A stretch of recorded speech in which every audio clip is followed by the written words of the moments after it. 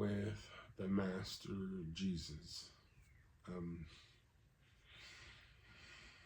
I had been living alone. I lived alone for a year when I was like 30, 31. I had been living with somebody, and she decided to leave. Her mom had died, so she wanted to give her family a shot again, her own personal family. And so she went back to her um, ex-husband and tried to give, it was all very confusing, very hurtful. I had experienced a lot of pain. She was very confused too. She didn't have a lot of guidance. Um, anyways, I was living alone for a year. I had taken out um, what I had saved up for retirement so I could stay there. I really liked that apartment complex. There were a lot of police who lived there. The uh, the manager was loved like gardening, so there were a lot of flowers. It was just a really nice place, and it was quiet. It was quiet, and I could afford to stay there with the money that I had pulled out, and it was just a nice place. And through my readings, I had stopped believing in the idea of Jesus. I had stopped thinking that that was real, you know. I figured that just as the name evolved over time into the word Jesus, that his story also evolved, you know. He was probably a kind man who was wise, probably knew something about herbs and stuff and was able to heal certain people, you know. And then those stories just got blown over the way stories do, you know. Like Hercules was probably just this great athlete, and then through time, the stories had him separating continents, you know. And that's what I thought Jesus was. He was just someone whose stories got blown out of proportion, where, perhaps he healed somebody's rash or something, and someone says, "Oh yeah, well I saw him walking on water," you know. Um. So, anyways, I didn't believe in Jesus being the Son of God or anything like that. It's just I stopped believing, and that stop in the belief was sad because I loved the idea of Jesus. My religion, the Catholic religion, was something that had been instilled in me since I was a child, and I loved it. I thought it was beautiful, and now I was mourning the loss of those beliefs, and I wasn't even sure if I believed in God because I couldn't make sense of it.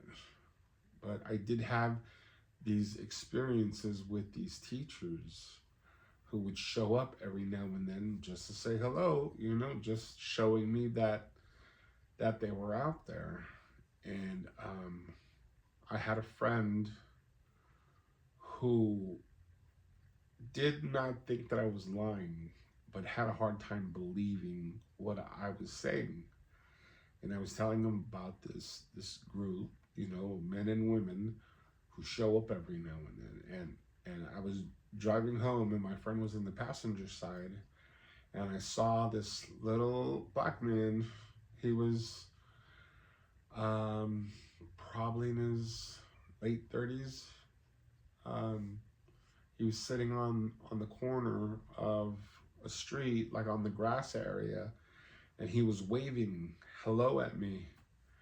And I kind of elbowed him and I said, "Hey, check out this guy. He's he's waving hi," and my friend begged me to pull over. He thought maybe it's one of these guys that you keep talking about. Maybe it's one of these guys, you know. And I told him, I was like, they don't show up like this. They're not sitting out here on the street where everybody can see them. And he was like, just pull over, pull. So I pulled over. I figured that this gentleman was trying to pull me over so that I could give him a little bit of money. So I pulled out, I think it was like 3 singles that I had, 3 ones. And I was waiting for him to come over to me so I could give him this money, you know? And he looked over his shoulder, but he wouldn't come.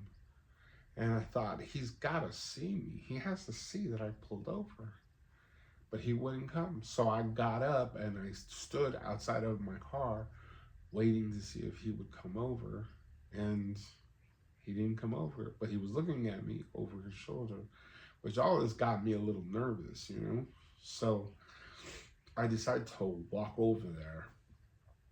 And I'm walking, and I knew I had to be careful, because if he's crazy, he could just pull a knife or something, you know? And just as I was up on him, I heard a voice say, "This is Jesus." I didn't hear it inside of my head. I heard it all around me. Like there were small speakers about the size of my palm, and I was inside this invisible egg, and I heard the voice traveling through all the speakers like, "This is the Son of God." Now, that happened in a moment, and I knew something had happened, but I wasn't exactly sure what had happened. So as I stopped to think, what was that? This guy who had been sitting down turned around to look at me with his hand stretched out, and he said, "Thank you, my Lord.